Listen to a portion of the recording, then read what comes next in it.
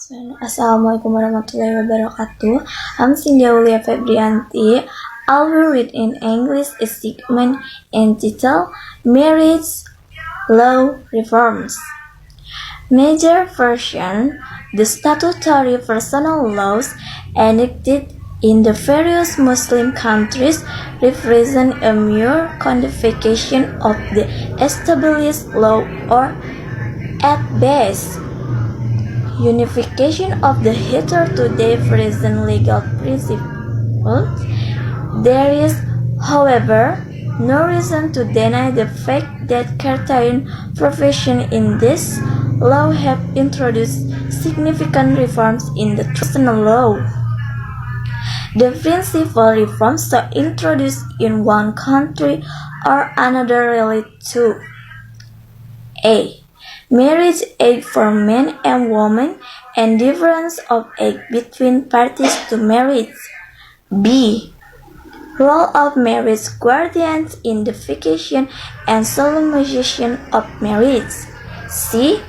Registration and documentation of marriage. D.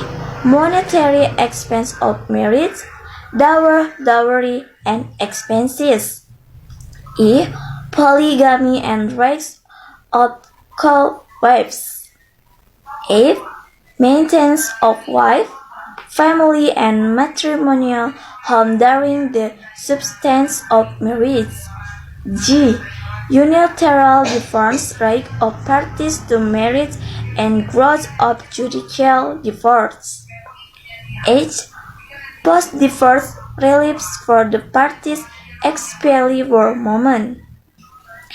E. Period of gestation of its implication. J. Parents' right relating to custody and guardianship of children, especially of mothers. K. Interest right of certain close relatives, surviving spouse, daughters, brother, sister, grandfather, and descendant of paradise children. L. Choice of the legal expellers eligibility to receive a bequest, and M. Validity, tenure, and management of family wakafs. Reforms in these areas have been effective. Different reforms in different countries, either under a provision of comprehensive codes of laws or laws of personal status or family rights, or by way of sporadic legislation. The source materials for all the offers reform have been located by the jurists and the legislators of the Muslim world in the depth, divergence, flexibility, and richness of the legal principle within the vast framework of the Sharia. It is nobody's case in the Muslim states, including Turkey, that personal law has been codified and reformed merely to modernize or westernize the law, or have their excited advocates and exponents evacuate and wholly on Islamic shore for any of these reforms.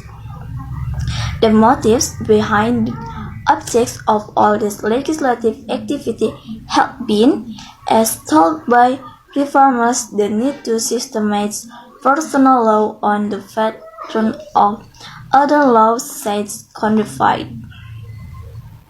The desire to benefit from lesser known and hitherto neglected principle and juristic opinions within the fold of the Sharia. The will to check misinterpretation, misapplication, and growing misuse of the Sharia law. of which there were greater chance and possibility in as codified state.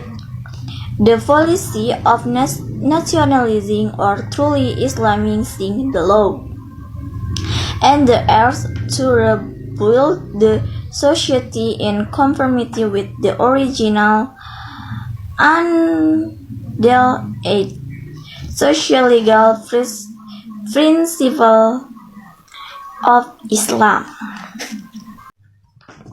In several countries, the ulama had evolved or have been closely associated with the reforms effect.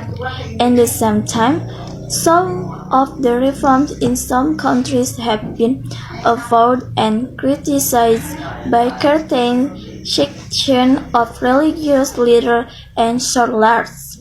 This has happened in Iraq, Indonesia, Pakistan, Tunisia, Yemen, and Turkey.